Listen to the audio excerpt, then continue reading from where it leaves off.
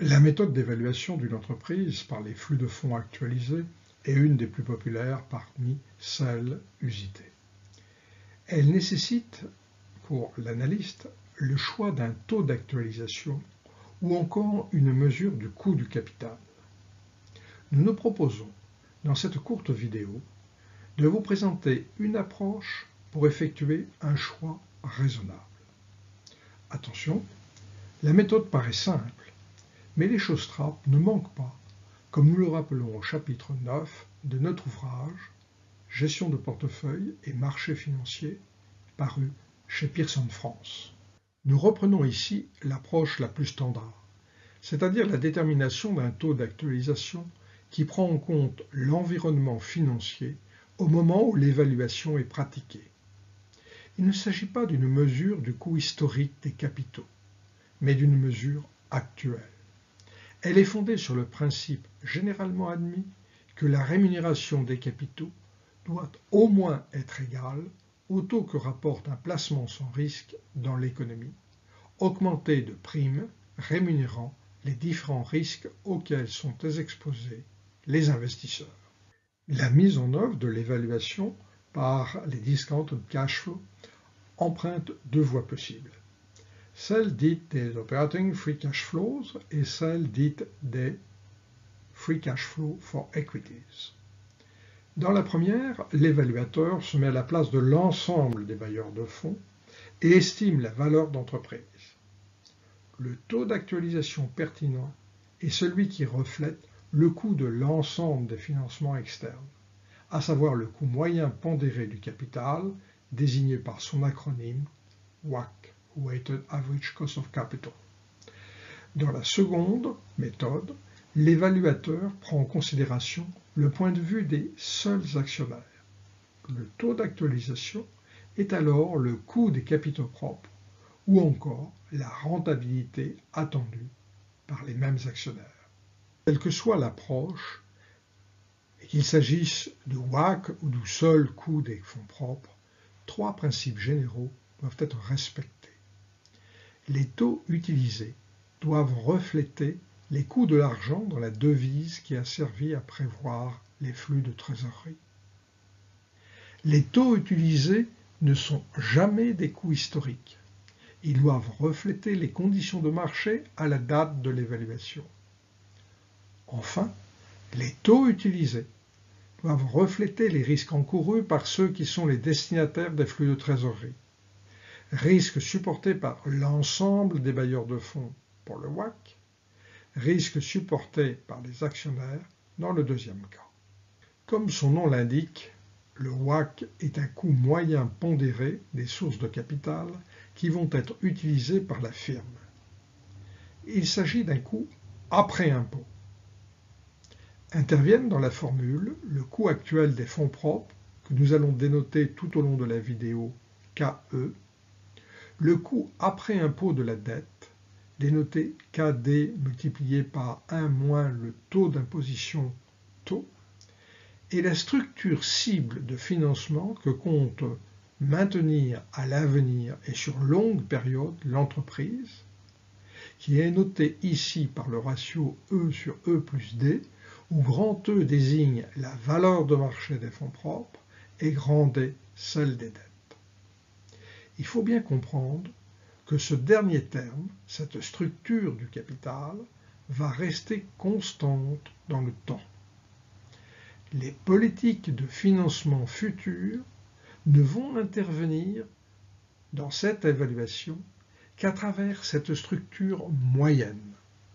C'est un des aspects très réducteurs de l'approche WACC. Maintenir une structure constante de financement dans le temps a une implication évidente. Quand l'entreprise va mal et que sa valeur baisse, elle doit alors réduire son endettement et donc faire appel à ses actionnaires. Comme l'illustre sur ce graphe le passage d'une valeur de 10 000 à 8 000. Injection de 400 pour ramener l'endettement à 1600, c'est-à-dire 20% de la valeur totale. À l'opposé, quand tout va bien et que la valeur s'accroît, la dette peut augmenter et l'entreprise peut racheter une partie de ses actions. 800 lorsque la valeur d'entreprise augmente à 14 000. Les fonds propres fonctionnent alors comme un compte de marge sur un marché à terme avec des appels successifs. La conséquence est qu'il n'est pas possible d'introduire dans ce dispositif le risque de défaillance. Aussi, si le risque de défaillance ne figure pas dans l'analyse, il est nécessaire de supposer que tous les risques seront supportés par les seuls actionnaires. Aussi, de manière standard, pouvons-nous écrire que la rémunération attendue par ces actionnaires, soit KE, est une fonction linéaire du levier de la dette, en notant KZ, la rémunération de base, hors toute prime de risque exigée par les actionnaires. KU est la rentabilité qu'ils exigent quand ils sont les seuls à financer l'entreprise quand le levier est nul. En introduisant cette formulation de KE dans la définition précédente du WACC, on obtient une deuxième présentation du WACC à nos yeux beaucoup plus intéressante que la première. Le WACC est égal au taux exigé de rentabilité sans levier, unleveraged, KU, diminué de l'impact du financement par dette. Ce dernier contient d'une part l'avantage fiscal lié à la déductibilité des charges financières, d'autre part une différence de coût d'intermédiation entre le taux sans risque sur le marché des dettes et celui sur le marché des actionnaires. Si ces deux taux sont égaux, nous sommes face à une situation de pur avantage fiscal. À l'opposé, si le terme en rouge est globalement nul, nous sommes face à un cas de neutralité. La dette n'a alors aucun effet sur la valeur de la firme. Comment déterminer KU? Nous proposons deux approches en fonction des situations polaires envisagées précédemment. Prenons le cas de la neutralité. La relation linéaire entre KE et KU et la relation entre KZ et KD implique une relation entre KU, KE et KD. Ce sont ces liens qui sont exploités dans le tableau projeté pour un ensemble d'entreprises jugées comparables à celles à évaluer.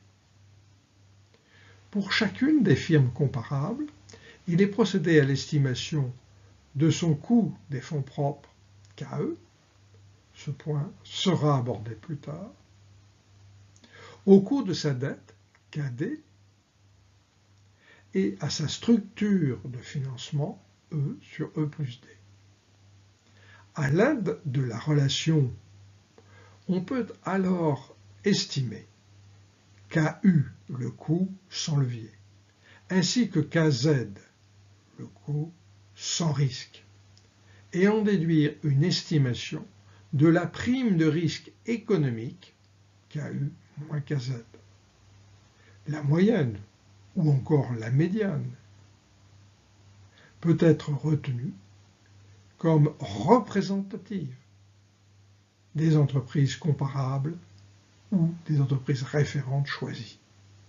La moyenne est ici égale à 3,2%. Ce chiffre servira au calcul du WACC.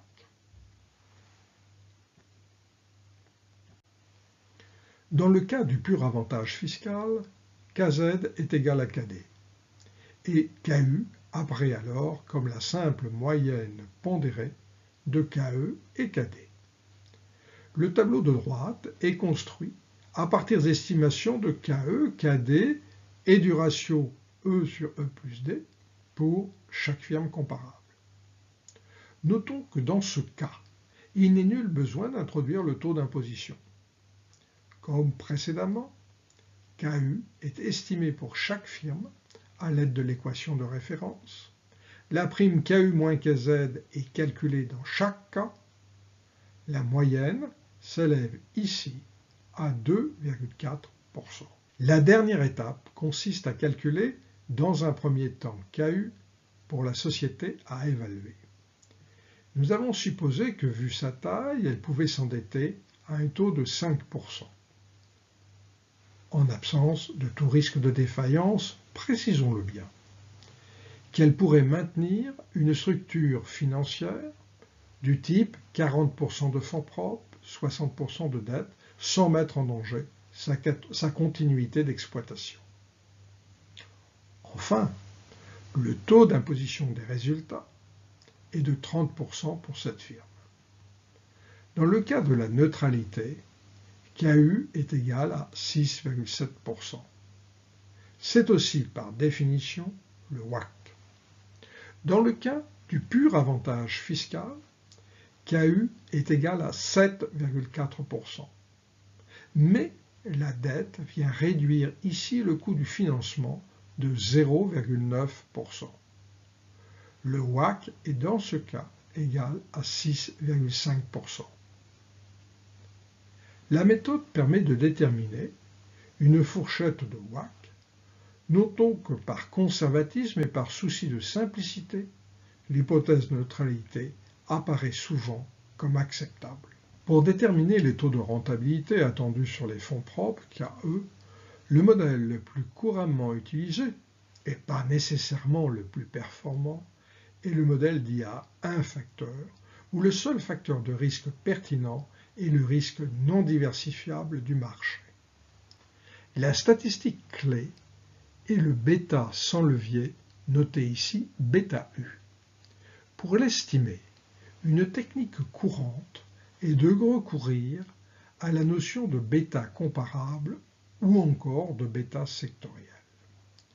Les rendements des titres de référence sont régressés sur les rendements du marché pour obtenir une estimation du risque non diversifiable propre à chaque action. Ces coefficients bêta E, pente de la droite de régression, sont ensuite multipliés par le ratio E sur E plus D de chaque titre pour obtenir une série d'estimations de bêta U. La moyenne est alors calculée. Elle est intégrée dans la formule KE égale KZ plus bêta U que multiplie 1 plus D sur E que multiplie lambda M où lambda M est une prime de risque moyenne exigée sur le marché. Elle est supposée égale, dans cet exemple, à 4%. Le coût des fonds propres pour la société étudiée, à partir de ce modèle à un facteur, est ici égal à 9,2%. Une autre possibilité pour estimer KE est de se tourner vers ce que l'on appelle les modèles multifacteurs. Ces modèles sont couramment utilisés au sein des études scientifiques à caractère empirique. En revanche, il est rare de les trouver dans les rapports des praticiens. Il s'agit cependant d'extensions intéressantes qui visent à combler certaines lacunes récurrentes du modèle à un facteur. Le modèle de Fama et French est un des plus anciens et des plus connus. Il mobilise trois facteurs, le facteur marché, celui de taille et un facteur dit ratio book-to-market. Il est possible de trouver sur le site de Kenneth French toutes les données nécessaires à l'estimation des différents bêta, bêta marché, bêta taille et bêta book-to-market. La méthode des coûts implicites est également peu utilisée par les praticiens, mais est présente dans nombre d'études scientifiques. Elle mérite à nos yeux plus d'attention car elle permet d'intégrer de nombreux facteurs d'anticipation fournis par les analystes financiers. Pour faire simple, le principe est d'estimer un taux de rendement actuariel à partir des cours cotés des anticipations de bénéfices et des prévisions de dividendes formulées par les analystes. Pour plus de détails sur la mise en œuvre de cette méthode, vous pouvez vous référer à la vidéo que j'ai consacrée à ce sujet. Au total, cette question de l'estimation des coûts de fonds propres reste centrale dans l'estimation d'un coût du capital ou WACC à partir des informations communiquées par les prix de marché. Notre recommandation est de ne pas se fier à une seule approche, mais d'en combiner plusieurs, de savoir écarter les estimations qui proviennent de modèles à l'évidence inappropriés au cas étudié, et enfin de ne pas oublier de déterminer des fourchettes qui seront utiles pour nourrir les études de simulation. Lorsqu'un évaluateur doit retenir un coût des dettes dans le cadre du calcul d'un WACC, il y a au moins 3 pièges à éviter. N'oubliez pas que tout écart injustifié au niveau du taux d'actualisation a des conséquences dramatiques sur le résultat produit. La première erreur serait de se référer à un coût historique de la dette. Si les flux qui nous intéressent dans l'évaluation ne sont pas les flux passés, mais les flux de trésorerie à venir anticipés, le coût des ressources concerne ce qui va impacter notre futur, à savoir le coût actuel de l'argent. Il est donc inutile de calculer des ratios comptables. Une des hypothèses centrales du WACC est le maintien d'une structure du capital constante sur le long terme. Il ne faut donc pas prendre en compte, lorsqu'il s'agit de taux d'intérêt, des taux qui reflèteraient une structure actuelle fortement déséquilibrée et qui n'est pas appelée à durer dans le temps. Le coût de la dette est celui d'une entreprise pérenne qui ne craint pas le risque de défaillance. Si le cas à traiter contient un tel risque, il faut savoir que les méthodes aussi simples de discounted cash flow sont inadaptées. Et il faut entrer dans d'autres modèles, comme ceux des options réelles, et ne pas vouloir contraindre abusivement un cadre méthodologique. En conséquence, tout taux d'intérêt qui reflète un risque de défaillance est ici inapproprié. Cette phase de l'étude consiste à essayer de retirer des informations pertinentes de ce qu'on peut raisonnablement observer sur le marché des dettes. Si l'entreprise recourt au marché obligataire, ou peut y recourir, il est possible de prendre en compte les taux actuels et actuariels d'émetteurs privés de qualité. Il est plus délicat d'incorporer des taux concernant les financements bancaires, moins facilement observables. Enfin, il ne faut pas perdre de vue que la valeur d'une entreprise est celle d'un actif à duration longue. Les taux retenus doivent être ceux de financement à long terme. Avant de conclure ce développement sur les coûts des dettes, nous allons aborder la question du lien entre le taux dit RF, risk-free, et le taux KZ que nous avons utilisé ici. Dans les modèles standards, le taux sans risque RF est le même pour les marchés d'actions et de dettes. En conséquence, KZ égale RF. Aussi, s'est développée la pratique de choisir comme taux sans risque sur le marché des actions le taux supporté par un emprunteur de la meilleure qualité. Généralement, on se réfère à un emprunt d'État noté AAA. Pour la zone euro, on pourrait ainsi justifier le recours au taux des Bunds allemands. La pratique s'inspire très largement de cette hypothèse simplificatrice, avec quelques variations toutefois. Il n'est pas rare de voir en France non pas une référence aux Bunds, mais une référence aux obligations françaises, les OAT. Ainsi, le taux sans risque se charge subrepticement d'une prime de risque pays. Pourquoi pas?